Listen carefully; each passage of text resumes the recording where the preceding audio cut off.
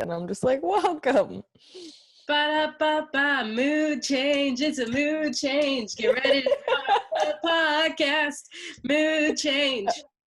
Yep. Welcome to Two Non-Doctors. Maria is not into it, and she is trying to trick herself into being into doing this, which kind of feels like we're on a date that you don't want to be on. And you're like, but I haven't been on a date in a while, and I just need to get into it. I've lessened my tolerance for things I have to do to the point of like moving from the living room to the bedroom to start a podcast. I'm like, all right.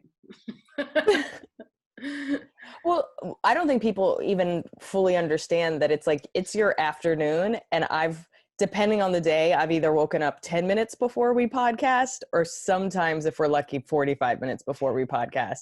So it's like we're always in two different moods. Oh, that's the thing, is like, this is my worst time of day, because my mornings are like, if you caught me in the morning, I'd be like, Liz, what's up? This is going to be so much fun.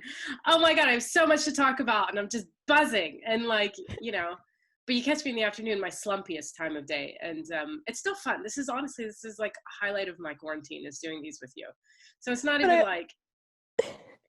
But what I also find funny is I'm not really a morning person. So we're kind of matched. If it's like, I'm kind of like, all right, let's get into this. And you're like, I guess I'll drink a cup of coffee and get ready. So we're kind of like, it does kind of 5 hours apart, and we're in the same place mentally. Yeah, that's cool. I think I did something. Remember when you had to send faxes? Yes, I do. I do remember fax machines. That chore ruined my entire day. Did I ever tell you I got a speeding ticket? This is maybe like 7 years ago. I got a speeding ticket, and it was going to like ruin my license. Like I was going to get all these points and stuff. So I took some like 6-hour class so that I wouldn't get the points on my license. So I did the class, I got a certificate, I sent it in, whatever I had to do. Then 2 months later, I get a message that says, your license is being revoked, or something was happening. I don't know what the right language is, but literally I was going to lose my license. And I was like, why? I was like, that's news to me. Like, why am I losing my license? So I call up this court, and I was like, I don't understand. And they're like, yeah, you didn't do this thing. You didn't pay this thing. And I go, I did a 6-hour class. They're like, well, you need to fax that in. And I go, what? I was like, I could email it to you in 3 seconds. I could fax it in 3 days in 1982. Like, I just don't understand why that's your option. And it almost makes me think of the fact that everybody's having issues with unemployment right now, because they say all the websites for unemployment were like truly made in the 50s and like never updated. Every time I've gotten myself in trouble, they're always like, hey, you can get out of it, but it's going to actually make your life worse. And you're like, I don't know. Yeah, it's like when you have to unsubscribe for something, and they're like, well, you have to log in to unsubscribe. It's like, well, I guess I'm on the mailing list for life, because. My favorite is most things you have to cancel, they make you call. So yes. You signed up online. Yes. Easy enough to sign up online, but then to cancel, you need to call. You're like, yeah, but you shouldn't have a different version of how to cancel for how you sign up. And that's some tricky shit. And that's because they want some woman to be like, oh, we're so sorry to hear that you no longer want to be with Chase. Is there any issue? There's no issue. I have too many credit cards. Okay, well, we could give you some deal where your limit will be $100,000 that you don't have. And we'll do some other benefits that'll probably put you into debt. Do you not want that? No, I don't. This is literally causing me so much stress. And they're like, well, I've yelled at so many women to be like, Sarah, just do your job. I know you're doing your job, but I'm telling you what I want done. And I will come over there and use this credit card as a knife if you do not. 100%. Shaw Academy. I will warn everybody out there about Shaw Academy. It's an online course thing. You can sign up easy enough. They'll take your money easy enough, because they have things like, it's like 4 weeks are free for the online courses, but then they have toolkits and modules and shit that you pay £30 for. And you can say you have a certificate from Shaw Academy. Like, if I would get laughed out of an interview if I was like, I'm fully qualified to be your social media marketer, because I have a degree from Shaw Academy. But like, so you just hit a button, because I just wanted more information about the toolkit, and then it just charged my card. So I couldn't get that money back. They said, like, for some reason I couldn't get it back, but they gave me more credits to use towards stuff in their website. And when I tried to use that, it tried to charge my card again. But little did they know, I didn't have enough money in my account to cover it. So it got declined. I'll show them. You want to be mean? I'll be irresponsible. Exactly. So I called the number, and it's an automated person. It's not even a real person. And literally they had like 5 questions, but each question went like this: are you sure you want to give up on your dreams and blah, blah, blah, blah, blah to do Oh, this? pieces of shit. Press 1 to continue on just all you have to do is, and it would twice for all 5 questions make you try to press 1. And then press 2 was to continue giving up on your dreams, press 2. So boom. Oh, I eat did that 5 dick. times. It was easier to get out of being a Scientologist than it was getting out of Shaw Academy. That's the level of manipulation that they have to go through for your 30 pounds. What did you Google this week? I Googled, can you murder someone with an icicle? Are things going well for you? Why was that your inspiration? Because one of Johnny's flatmates, well, shut up. No, one of Johnny's flatmates is doing like a movie podcast. And so he had to watch this movie called Stalker, which is an old Russian art, just an art film from 1979. Anyway, they were walking through tunnels and there were icicles hanging down. And I got like a little worried for the characters because I was like, if those fall, you know, they could get killed. And so, but I was like, I remember people talking about like, you could murder somebody with an icicle and it's like the perfect murder because it just melts away, your murder weapon's gone. But the consensus, and this is all from sites like Quora and Reddit, because no respectable publication had an answer for me. You mean Harvard Medical School didn't have a breakdown? Not this time. So yeah, so the consensus was you can, but you really got to get it right the first time because you're fucked if you don't get them. Oh yeah, your body melts. Could you imagine? You get them and you're like, that was not even an organ, and you're like, ah. Like, so they were like, yeah, so you'll have to stab them a bunch of times, but by then, like the icicle's probably already melted, and you're better off just going to Walmart and buying a knife with cash and throwing it in a lake. Like, got really specific, and I was like, thank you, Reddit.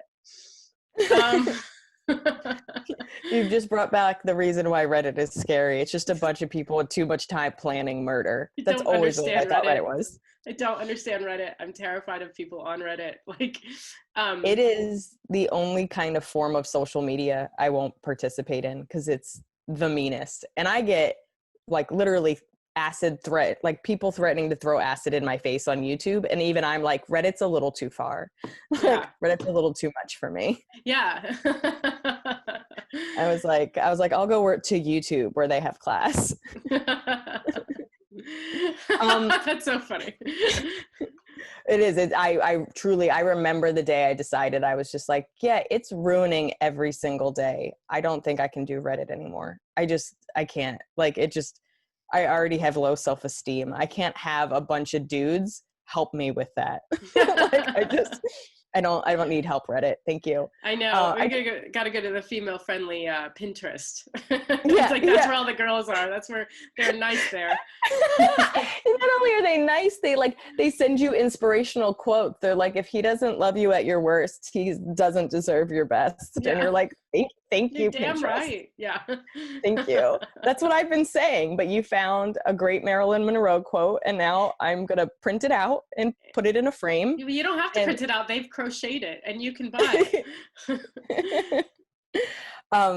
I was thinking, like, for stabbing, like, because like you have the heat from your hand, so now you're like, the actual holding it is gonna melt if you don't do it fast, and then when it goes into the body, it does the heat from the body. So if you don't do it again quickly, I just, like, in my mind, it evaporates. Like, that's all I could, like a cartoon. It's just like, wah, wah, wah. Like, it's like a Bruce Lee film where he's fighting and then the villain takes the weapon out of Bruce Lee's hand and he has to now fight with his hands or something. I don't know. It's just, you've got to be prepared if the icicle doesn't work out for you. But I don't think it's one of those things that is planned. I think you find yourself in a situation where you're in trouble. There happens to be an icicle you figure it out.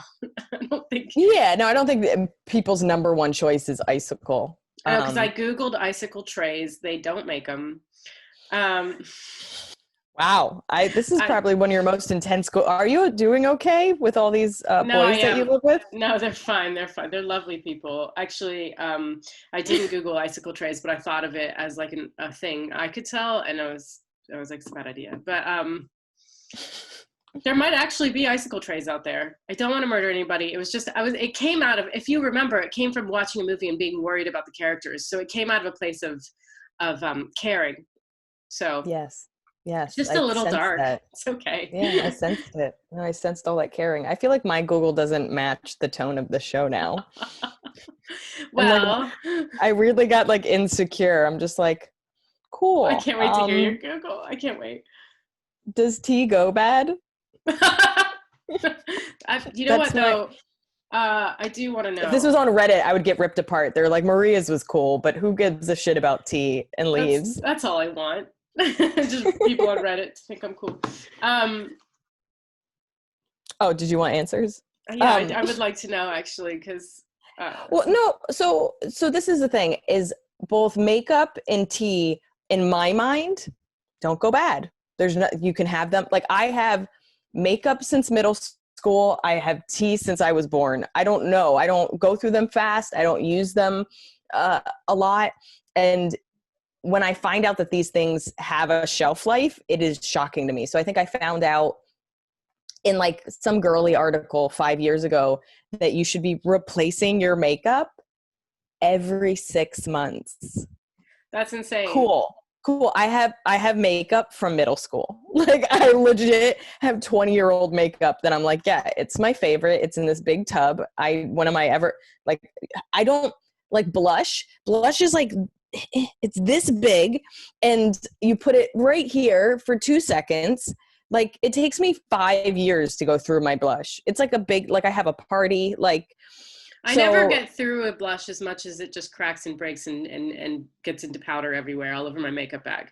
Do you know what I mean? Yeah. And then, yep. I've cleaned my makeup bag many times because a blush has just decided to not want to live anymore. Like just suicidal blush. Like, it's just like, we're done. We don't want to be here anymore. I feel like you should go for a different type of rouge. But honestly, Justin has, my boyfriend has like a whole shelf of tea. And I'm pretty religious about drinking it every morning. And he like grabbed something. He's like, does this go bad? And I was like, I don't know. So we looked it up and I would say, so basically it says it does start to lose its flavor. This is my favorite part. It says it actually has a pretty long shelf life as long as it doesn't touch heat, water, light, or air. And I was like, so as long as you don't make a cup of tea, yeah. Like, I just like a part of me was like, that is the weirdest way to break down if it stays.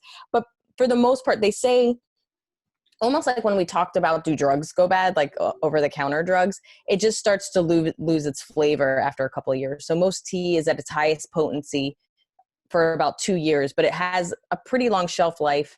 It just might start to lose. It used some big words, and I just didn't write them down because it was too much for my tiny brain right now. But Aww. yeah, I was like, I could try to learn how to say that, or I could just be like flavor particles. But for the most part, it basically said not really. Like it has a pretty exactly high. Like you tend to throw nothing out from what I've learned from you from doing this podcast, because it is exactly like Advil or ibuprofen or something, where medicine doesn't lose its shelf life, it just gets less potent. So you're discovering that about tea as well. And herbs are like a form of medicine. Let's talk about it. Sure. Yeah. And dried herbs are also something you should replace every year. Really? Yeah. Again, had it since college. Like, I feel like there's a cap on it. I've seen your spice racks. Am I just gross? Like, I mean, it's not that you're gross, but you keep things. That was the nicest way of putting that. I don't use stuff a lot. It's like spices, to be perfectly frank. I just wasn't taught to throw things out or like let's put it this way. Like I burnt something. I was cooking the other day and I burnt it and I ate it because that's what I was taught. Like if you can get it down, it's still food and you spent money on it and it's still edible. And so I've really learned to like a lot of burnt. I mean, it was bacon and I like it crispy, but this was truly like not bacon anymore. And I ate it because I did it. I fucked up and I was taught to eat it. Johnny throws nothing out. He will keep empty packages in the cupboard. He throws nothing out. And I made chocolate chip cookies and I burnt them. But I knew if I asked him, can I throw these out? He would say no. So I just threw them out. And then he was like, they weren't good. Were they so burnt that they were black, or were they just like not to your They weren't to my standard.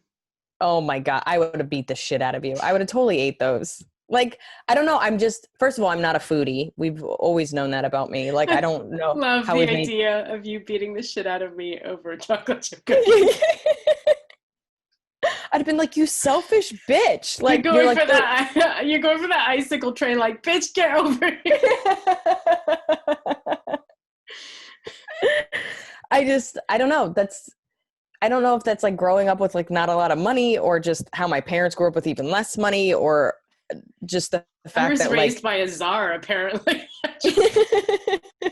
I've always felt that way about you. I was just like, you expect a lot from people, and I was just not like, I don't know if it's because like culturally your parents are like, we have a princess and we will do whatever she needs. And my parents are like, we have spares. Like there's so many of you that like, I don't care if you don't make it back from school.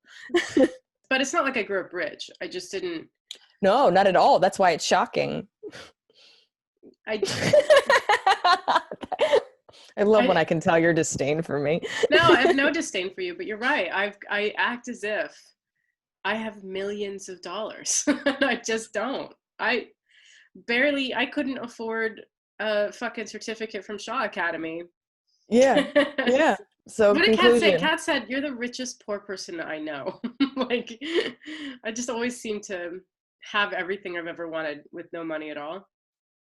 Well, I've always believed in Maria magic. Like, I don't think our audience understands that Maria doesn't have any money, but when she needs money, it magically appears. And it sounds like she's robbing banks. And I'm not around her enough to know if that is true or false. But Maria has put herself in some crazy financial situations. And then as a friend, I'm just like worried. And I'm like, I think she's probably going to live with me any second now. And I'm just like, I'm like literally like making a cot in my room because I'm just like, she fucked up this time. And then magically you figure it out in a way that almost is like, it feels serendipitous. Like you were put in this situation so that you could have like an amazing story about, I just feel like your final biography or like autobiography is going to be magical, where it's just going to be chapters about like when I needed money and I magically found money, a story of Maria's survival. The law of attraction is real. The biggest amount I've ever gotten was $10,000, and it was to be a part of a documentary. Yeah, I think I remember that one. And oh my God, the 2 weeks that I had $10,000, that was the richest I've ever felt. That's my Maria. That's my Maria. If I had been given $10,000, I'd be like, oh, let me show it to you. Like there was a comic, I forget, I think it was my friend Monroe Martin. He has like a joke about how like if he had $1 million, he wouldn't spend it on anything. He would just keep opening his bank account to look at it. Like he's just like, I would just look and be like, I have $1 million in my bank account. Like that's almost how I feel about money. Like I don't need it to go anywhere. I just want to, like, the safety of having it is the high I would get. I think having $1 million would be such a cruel amount of money to have, because as soon as you spend a penny of it, you're no longer a millionaire. So yeah, but I get that. And honestly, like I've gone through the phase of my life of having money and spending money. Like I think I'd be really different now if I came into a lot of money suddenly. I just think I'd be smarter about it. She says as she pitches our Patreon. Don't worry, I'm not going to blow your money on anything. Like, but no, I mean, honestly, I just think I went through that enough to now know, like, not to be stupid. I hope so. It goes fast. It goes It really does fast. go fast. It does go very fast. I mean, I've never felt flush with money. I've always been preparing for a rainy day. And then, the pandemic happened and I was like, oh my God, there's a thunderstorm that we don't like. It's a hurricane. It's a tsunami. It's like every weather situation. And I like, for the first time, I'm just like, okay, I don't have enough for this to last very long. But at the same time, I'm kind of like, that's where like truly my parents are like, don't waste anything, save everything, put everything to the side. Like, it sounds silly, but yeah, I have all my ketchup packets because, someday you're not going to be able to afford ketchup. That's what I was taught. You were born in the Great Depression, like, or something. Like this.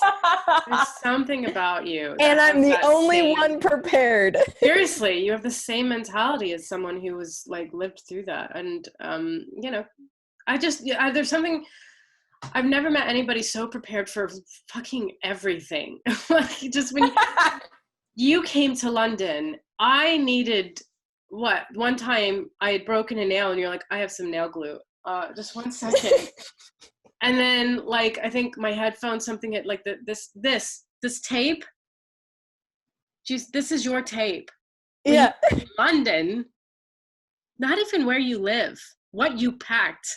Yep. You were able to help me fix, at least cover this so it wasn't like hanging out with wires and stuff. I was like, something to like fix this, and you're like, I have tape. Just, you have everything, and I was raised to be like, I was never a Girl Scout. I think my dad was a Boy Scout, and then my little brothers became Eagle Scouts. Like, they were in Boy Scouts and then they made Eagle Scout or whatever. Like, I was just taught to like always be prepared, utilize everything you have, but also be like, do with as little as you have. Like, I don't know. Like, that's just. If the apocalypse happened, I would want to be with you. And like, it is happening, and you should be. I was with you, and then fucking Amanda had to buy your flight home, that bitch. Like, I was so ready to keep you, and she's like, I've prepared it. I found you a flight. And I was like, oh God. I need her. All right. What are we doing? We haven't even gotten to let's get personal. Okay, yeah, let's do that. Crap, I wrote it down. Okay, so let's get personal. Do you hate the sound of your own voice? Mm-hmm. Yeah. Yeah. Well, I picked a dumb career for that too. I can't watch myself do comedy because, like, I get into this decibel. That's like, I'm just like, I don't know, guys. Like, it's like I'm trying to do the job of the microphone, but that's what the microphone is there for. So it's just like a bit like, God. So you feel like you get louder? I'm trying to project my voice. Okay. But it ends up at a decimal that isn't flattering. I have spent a lot of time trying to get to a certain voice level. Because there's the fake, I don't know if you've ever worked in the service industry, like waiting tables or whatever, but there's the fake, like, how's everybody doing today? Like, are we all happy? Like, I can't even do it. It's so unnatural for me. How are we doing today? Are we good? Kindness. Yeah, but it's not, you can still be kind and be like, but I speak to people in this voice and they're just like. Aggressive. Sorry your mom died today. Jesus. Like, but is this listening to your voice, or is it the voice that comes out of your head? Like, because they basically say it's two different, because like our voice is bouncing off our brain, or not our brain, but like our physical body, that what we hear when we're talking right now is different from what we hear when we listen back to ourselves. Yeah, it's both. And I think I just forget about it when you're talking. I'm not constantly thinking the sound of my voice when I'm talking. And I'm fully aware of it when I'm listening to myself do stand-up. But then again, like, if I'm in the car by myself singing, love my voice. Holy shit, having the best time. Yeah, I don't know if I hate the sound of my own voice as much as I'm not. I don't want to say I'm not used to it, because like truly I have to listen back to myself most weeks, but it's just never sounds the way I want it to sound. And I feel like it's deeper than I want it to be. There's a cadence that I'm like, really, that was a choice. That was a choice you made. You've had a cadence for years, but it's gotten less so. It's gotten more natural over the years. Yeah, I mean, I've worked really hard to try to be more of myself on stage, but I definitely still have some semblance of a cadence. But I don't know. I don't think I hate it. I feel weirdly uncomfortable around it. I don't know what that Okay. is. I'm not sure, but yeah, it's just, it sucks when you have to listen to yourself for hours. Like I remember recording, like whenever I do a 45 to an hour set recording and I have to listen to it, I'm just like, God, I just, I treat myself. I like if I have to like when I had to watch my special over and over again to like edit it and send notes to the editor, it was like I think I watched it 15 times. I think half the reason comics or any kind of performer has a lot of self-hate is nobody should be allowed to watch themselves that much. It's like the worst thing. Like I thought I was going to pick apart like what I decided to wear or like jokes, but really I just was like over and over again I was like I hate this so much. yeah. I hate being in a room alone with myself. But the thing is like the podcast doesn't bother me that much when I edit the podcast. When I did a web series, I don't mind watching myself at all on the web series. It's just mostly it's stand up. Do you think it's because you're by yourself? Like it's just Maybe. you as opposed to like we're going back and forth on a web series, you're going back and forth. It's like not. Yeah, I think that's true because whenever I do hour shows, 45 minutes, I am so sick of the sound of my own voice. I'm like, Jesus Christ, I'm still talking. And yeah, so this breaks it up. Obviously, a web series will break it up. So maybe it's that. Let's get into our topic. I chose our topic because it's near and dear to my stomach. I chose IBS and like gastrological issues. I don't know. Have you ever dealt with like? Do you have IBS? Do you have any kind of like reoccurring gastrological, or just like the regular like had a bad day? Now it's everybody's problem. Yeah. I don't think so. I I don't have any ongoing IBS issues. The only thing that I've had a long-term issue with is being able to swallow food. I can't, and Oh, pills. okay. I can't swallow food. It gets stuck somewhere down at the bottom of my esophagus, and I have to like struggle to get it down. And sometimes I'll end up having to throw it back up because Because it's stuck. it's stuck. So if it won't go down, and so sometimes I'll have to go. We've eaten together for Oh so yeah. many years. You must have known. Like sometimes, yeah, I did it in Paris. Like you have to. Sometimes I have to go to the bathroom to like. I have to like burp enough to get it down, or it throws up. But whatever it is, I can't do it in polite society. So I have to like go to the bathroom to do it. Sometimes it's just a matter of getting up and walking, and for some reason that jiggling it around makes it go down. And the Just, two. sorry to interrupt you, but it makes me laugh because like my cat, I had to pill my cat 3 days a week for like 2 years, and pilling a cat is one of the worst things you could wish upon somebody. But the way you do it is you open their mouth, you throw the pill in, you close their mouth, and then you rub their throat to kind of make them swallow or whatever. And the amount of time, like I had a two out of three success rating, and like every time was like a victory. But when I wasn't, like sometimes I would think she swallowed it and then I see the pill on the ground. Sometimes you just start hacking it up, and it's like the amount, like if my parents weren't vets and these pills weren't free, I would have been crying every single night. But there is a part of me that's like, I should have been pilling you all these years. Like there's a part of me that's like, I have a pretty good success rate. I think I could have really helped you. It's just Yeah. me on a table just rubbing your throat. I'm already really dependent on you, and I just feel like that would just take us to a new level. Push it over the edge. It's too much. But yeah, so like the two reasons for it that I've been given are GERDs, which is gastro something. It's like acid reflux. There's too much acid, stomach acid being made, and it's coming up into my throat and making it hard to swallow. And the other one is that I have an overactive muscle in the esophagus that doesn't know when to contract and when not to contract. So I'll be trying to push food down, and it's just like, what? Oh, sorry. You know? Yeah. Did you want to do something right now? Like it almost feels like you just keep walking into a room and they're like, hey, knock first. And you're like, yeah. Oh, sorry. Yeah, exactly. It's like, look, I'm constantly eating. So just open. I have to say, for somebody that is a foodie and like somebody that like food is like, there's a lot of pride to it. There's a lot of excitement to it. It feels really mean for you to have some kind of swallowing issue? I think it was the best thing the universe could have done for me. Because do you know how fat I would be if I could eat all the food I wanted to eat? So it is. So have you ever been tested, or this is 100% No, I mean, so Maria when I went to internet diagnosis? Mostly Maria internet diagnosis. When I went to the doctors when I was a teen, that the GERD thing is what he said. He gave me some medication. I don't remember it helping, or I don't remember if it helped or not because it was so long ago.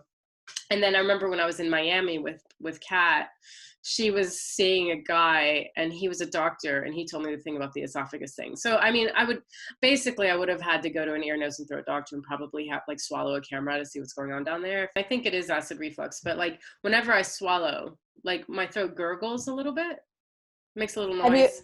Have you ever done anything to, so like there's like acid reflux, like there's a bunch of like triggers for it. Like, have you ever tried taking those triggers out to see if it helps at all? Like, I think coffee, chocolate, just anything fun. If you take it out, is supposed to help. Soda, you know. I know. Joy. Have you ever taken joy out of your diet to see if it helps?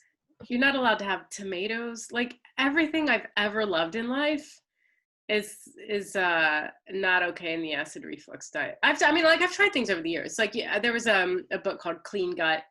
And you're basically starving yourself for, I don't remember. And, you know, I read that book. Diet. Yeah. I think you gave me that book. I loved it. That book was from your shelf. That's very possible. So yeah, I mean, there's stuff you try, but the type of like all those diets are so hard to keep up. You're like, I'll just have issues swallowing. I'd rather just eat. But have you tried at all to see if it would even work? Like, have you done like 30 days where you tried to cut those things out? No, that's what I'm saying. I can't get there. I'm after 2 days, I fuck up a diet. I cannot diet. Okay. I give that to you. I'll give it to you. I respect it. I've done every try to fix my body diet with either some real results, or like even with the results, I realized I didn't want to live this life. Like the amount of times that I've done something, solved a problem, and I was like, I'm miserable. I'm absolutely miserable. And I don't want to continue to be alive if this is how I'm going to have to function. So I'll just deal with being itchy, or I'll just deal with my stomach not being great. Yeah, it is that trade-off. It's like, well, this isn't like, it's not easy for people to eat that way all the time, forever. It's hard. So it didn't mean enough to me to try to fix it. I honestly think that because there's a couple of issues that I have that I've tried to fix that I couldn't fix, that I do think diet would have, like a strict diet would have helped. And I've just gone, I'll just deal with that later. So my stomach issues aren't as bad as they used to be, but I don't know. I definitely have like leaky gut, whatever that definition is. I mean, that can be like of a bigger problem. I was tested for small intestinal bacteria overgrowth. Is that the right way of saying that? SOBO or something? It's a really cute name for something horrific. Yeah, no, it's not fun. And then I've tried to take something for it. It did absolutely nothing. Even though I read like it'll do absolutely nothing. I tried doing the diet. I could not stay on the diet. Then I was pretty much diagnosed with IBS, but I was kind of diagnosed with IBS after I did all the work myself. When I went to the doctor, I felt like 70% better. So I should probably even say what IBS is. I don't even think I know. Irritable bowel syndrome. Yeah, I was like, I could not figure out what the I was for a second. No, irritable bowel syndrome. Like, I think I've had all the symptoms of it for like a really, really long time. And I mean, I just became addicted to Pepto. Like, I've constantly had stomach problems. I don't know, since I was a teenager. Like, I just thought it was kind of normal. And like, whenever I told my parents my stomach hurt, they would throw Pepto at me. So I was like, oh, this is a thing that everybody deals with, and you just have Pepto. And then, me and Carmen were living together, and we both had stomach issues, and we would always be running out of Pepto. And it was like one of the weirder fights to have with somebody. I was like, dude, if you're going to use all the Pepto, you need to replace it. And then it ended up becoming a sketch. I had the same fights with my roommates, but it was over wine. So that's hilarious. And that's almost like we joked about it, because to the point where we were like, what are we doing with this Pepto? And it became this sketch called Pretty in Pink. And it just became this like very silly sketch idea that like Carmen was like drinking it like wine. She was using it as a face mask. She was drinking it as like a Gatorade. Like we ended up being silly about it because it was something that we both had similar stomach issues and we both were like oddly addicted to it. And it wasn't. You can use milk of magnesia as a face mask. Can you? Yeah, and it'll like matte your face so that it's some sort of a primer for makeup. You know what's really funny about that is when we were doing the sketch, I was so scared that it was going to hurt her face that I made her put like lotion or something on. Like I made her have like a barrier because she was like, she was like, I'm going to put it on my face. And I was like, if it burns your face off or something, I don't want to be responsible. So I made her put a layer. I was like, and then I was like, take it off. Like I was like freaking out. I don't think Pepto would have been good to put on the face because I think there's something mint in it or something. There's some like menthol that probably would have fucked up her face. But it's a good call there. But I'm saying milk of magnesia. Yeah. Yeah. I just like, I remember shooting that and being like filled with anxiety, but I just couldn't handle it. You know that movie Stalker that I was watching earlier? They shot it in they shot it in a nuclear testing field. So everybody who was in that movie, who was involved with that movie, eventually died of radiation poisoning. What? Yeah. So sometimes you have to suffer for your art, Liz. So like, you know, little Pepto on the face. That one hit me. When was that movie made? 1979, I think. Oh my God. I feel bad that I've hurt you. That really like winded me. I was like, oh my God, they made a movie that was like, was it a horror movie? No, it was like an art house movie. So it was sort of a metaphor for, you know, it was like a vaguely veiled metaphor for living in a Soviet life and trying to get out of it. And then they gave themselves all cancer. This is a sad episode. No, it's not. Just go watch it. So it was all worth it. Their art lives on forever. Yeah. Oh my God. Now I'm going to be like, if I ever shoot somewhere, I'm going to be like, can we like, is there somebody with like a little beaker or something that can like find out? You're going to be high maintenance for totally different reasons. I'm going to be like, can I get my Evian for my face, please? And you're going to be like, can we test the pH levels in here? You're like, in my contract, it says that I have to have a scientist test the water, test the air. Can that be like the excuse why I don't make it? Like people would be like, oh, I heard she was like super high maintenance. And they'd be like, oh, did she want like everything to have glitter on it and like everything to have diamonds? And they're like, no, she was just really scared that people were going to get sick and die. And they're like, that just seems like she's a good person. Who's the second person in that scenario? You?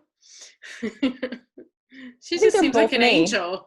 Yeah, no, I have a lot of conversations where I'm both the person taking care of me and I'm the person. Yeah. I'm parenting myself. Isn't that a fun analogy for my childhood? Yeah, I don't know. It's funny. I like want to talk about IBS, but I don't want to get into the details of it because I don't think anybody wants to hear the details of IBS. Do we need details? You can imagine what like your stomach is doing if you have issues with your digestion. So I'm allergic to yeast. I found out, I think like when I was 25, I found out I was allergic to yeast and kidney beans. And I was making a lot of chili. I found like one of the first recipes I ever learned was a chili recipe when I was in college. And so I would make big vats of it and then I would freeze it. And I would just always have, like, whenever I didn't want to make food, I would have chili. So it was like cool to know that I was like killing myself the whole time. And then also I've always been the amount of people that have that staple when they're not doing well, like Justin had a subletter that was staying here and she was working in New York, but she lives in LA. And when everybody got sent home, she was like, well, if I'm going to work from home, I might as well go back to LA. And she had ordered all these supplies from Amazon and they just got here yesterday. So she ordered them early March and they just got here yesterday. And so it had her name on it. And I texted her, I was like, hey, you know, you have a package from Amazon. Is it okay to open it up? And she goes, yeah. She's like, can you film the unboxing? And I was like, absolutely. So I'm filming it. And I'm like, I feel like one of those like YouTube stars that's just like, you're just like, hey guys, I got the new iPhone. We're going to unbox it. We're going to figure out the features together. So I'm unboxing it. I take it out and it's 12 mac and cheese boxes. It's like 12 full boxes of mac and cheese. And I just start hysterically laughing. And she's like, oh yeah, when I am worried, I bunker down. If I get mac and cheese, I don't have to leave the house for like a week and I could just eat mac and cheese. And I was like, oh my God, I was like, I'm totally that person, but mine was PB&J. Like I've always been like, all right, I have bread, I have peanut butter, I have jelly. I could eat that 3 times a day forever and I'll be fine. And then I found out that I was allergic to yeast and that I was poisoning my body. I've been eating a peanut butter and jelly sandwich every day since the quarantine. Yeah, it never gets old. It really doesn't. It's so good. And like Johnny hates jam, and I'm just like, it's the perfect combo. It's the perfect combo. Hates jam. He can't even look at it. Like, don't talk to him about it. Is that an English thing or is that a Johnny thing? It's a Johnny thing. He's 2 things he just cannot, like ketchup. He can't look at. It makes him sick. What? And jam. Mm-hmm. And then at one point he puts sriracha all over his pizza, and I was like, how can you can eat sriracha and not ketchup? And he was like, don't make that comparison. Please don't fuck this up for me. Yeah, don't. I can't. Wow, you're just mean. He's like, whoa. How is that mean? I wasn't trying to ruin it for him. I was trying to get a logical answer, and then I had to be like, well, sriracha's made it. You of all people, yeah, but you of all people know there's no logic in what you like and don't like. Yeah, everybody knows that. Like, there's zero logic. Yeah. Like, I know people that are like, I only have sea salt, and you're like, it's all salt. You like salt. Maple syrup diet. What's that called? Master Cleanse. Do you remember that? Wasn't it like lemon juice? Maple syrup, lemon juice, and salt. And the salt is what made you just shit until like everything was out of your system. And then that was it. Lemon juice, maple syrup, water, salt. Pretty sure that was it. Actually, it was really good. Really like it tasted good? Tasted really good. Yeah. Did you lose weight on it?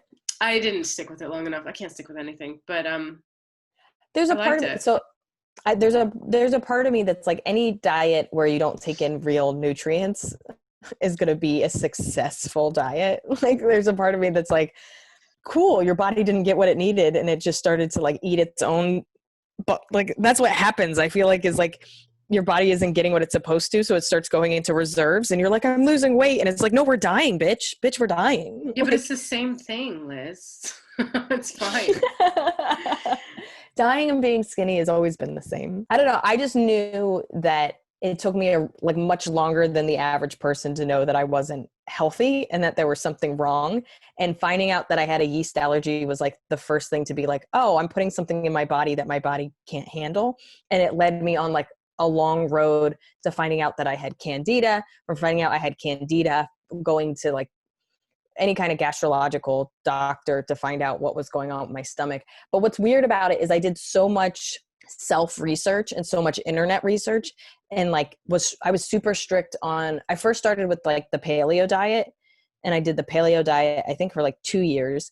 Then I turned it into the candida diet, which was almost impossible to maintain. I probably only did that for like 6 months. And then I tried doing like an autoimmune paleo diet, which basically is the paleo diet, but like you take out like nightshades. So you're taking out like tomatoes, potatoes, peppers, other, eggplant. But like, I'm like, what am I, just like eating an eggplant at home? Like I got an eggplant in a veggie box that I ordered.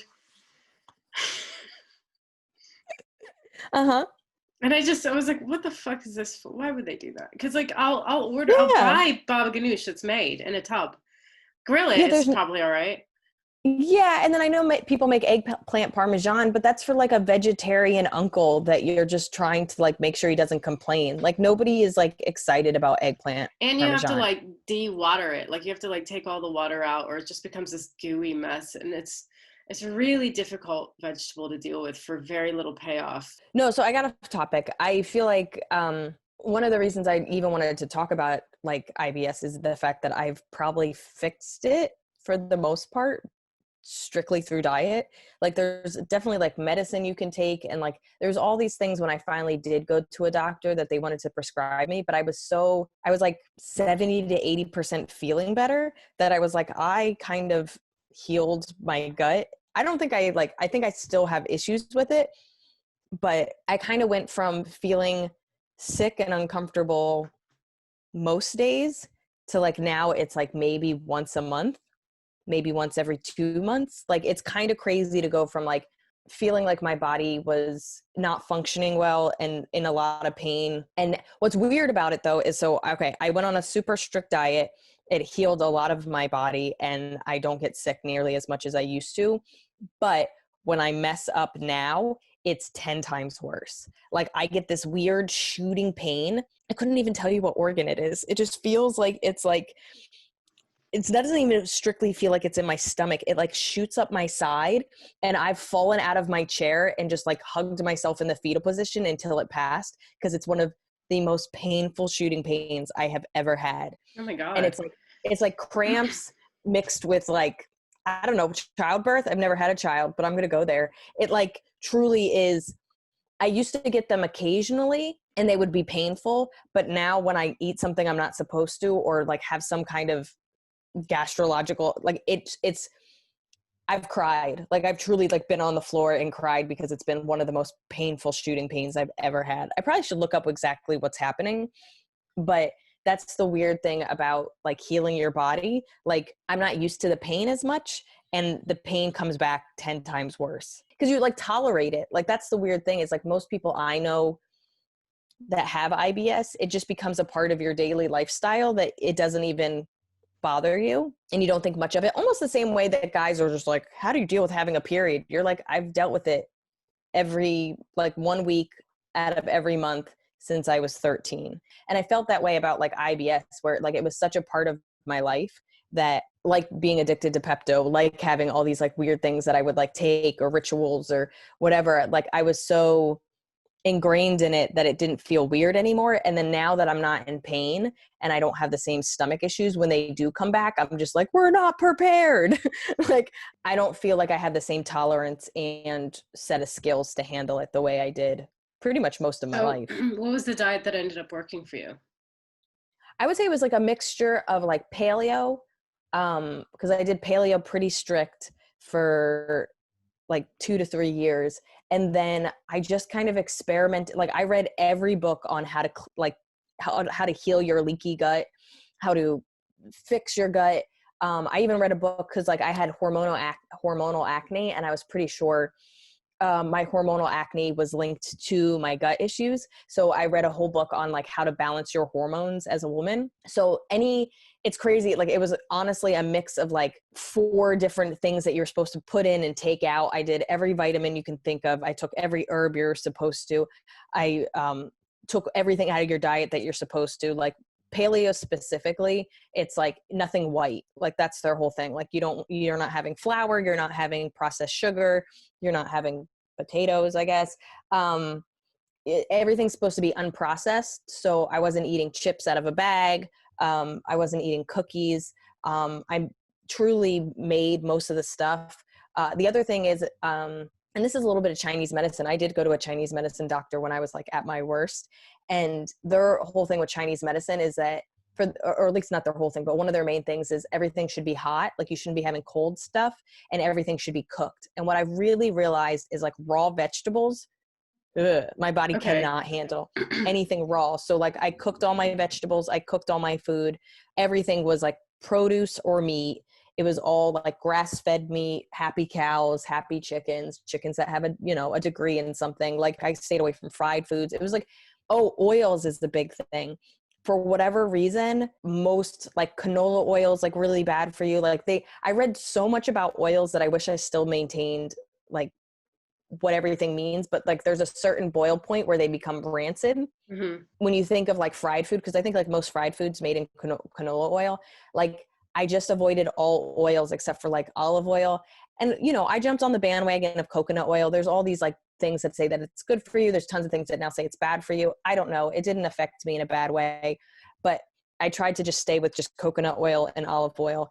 And honestly, I really think avoiding bad oils, eating non-processed food truly healed my stomach, because I've always eaten like a 14-year-old boy. Like I love snacks. Like I grew up on microwavable meals.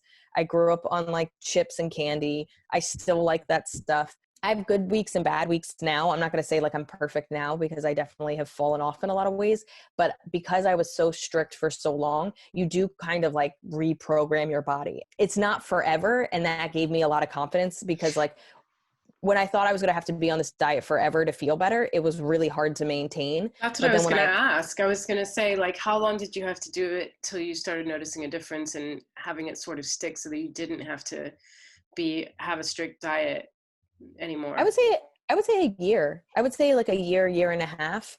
I was my strictest for about 2 years. But most of the people and this is also the other thing to keep in mind, everything I've read says it has to do with how long it's been going on and how bad it is. So I think I've had leaky gut and IBS and all this stuff since I was probably in elementary school. Like, I think it's been a problem most of my life. And it's been ignored because like, I remember when I told my mom, like I was allergic to yeast and that I had IBS and all this stuff. And like, my mom's like, we used to make fun of you because I'm Italian. We would have pizza every Friday. And I would say, my tummy hurts. And everybody would be like, Liz had a little piece of pizza and her tummy hurts. They would make fun. They'd be like, Liz had half a bagel and her tummy hurts. And then I told my mom I was allergic to yeast. She's like, we were mean to you. And I was like, I know you were. So I've always had stomach issues for as long as I can remember. So I think the fact that I think this was a long problem for me and that it's been an issue for long, it took me longer. So I think if it's something that like wasn't as long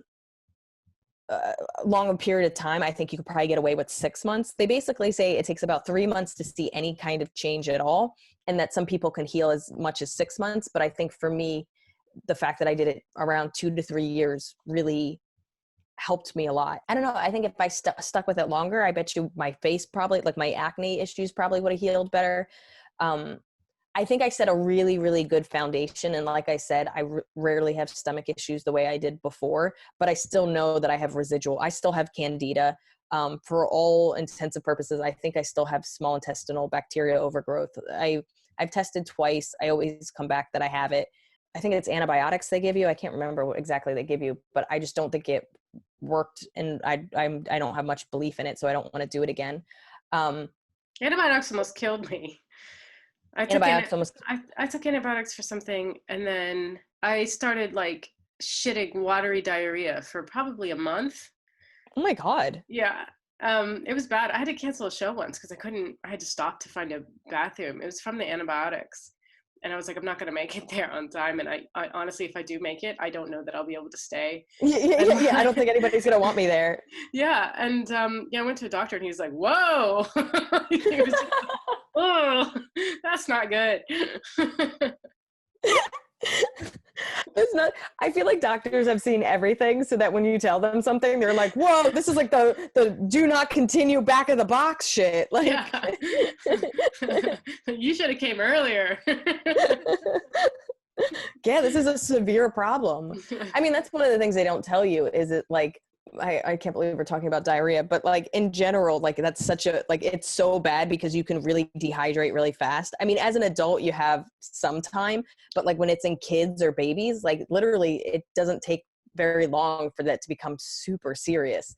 And it's a very gross inconvenience, but nobody talks about the fact that it's like a very bad medical problem. Like it shouldn't. No, it was scary. Like I was buying a lot of coconut water and a lot of like electrolyte water. Because I was just looking on the internet, like, what's going on? And eventually I was like, I think it's been long enough. I should go back to a doctor and see what's up. I do like our personalities where you're just like, okay, my internet degree is failing me right now, and I think I'm going in for a professional before I die. Yeah.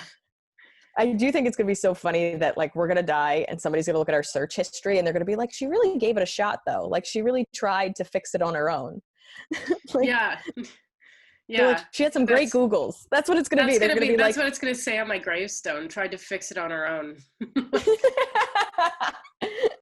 Yeah. I don't have like, clearly all this stuff is speculation, but I can firmly tell you that like diet alone is what changed my stomach issues. We did something. I think we did.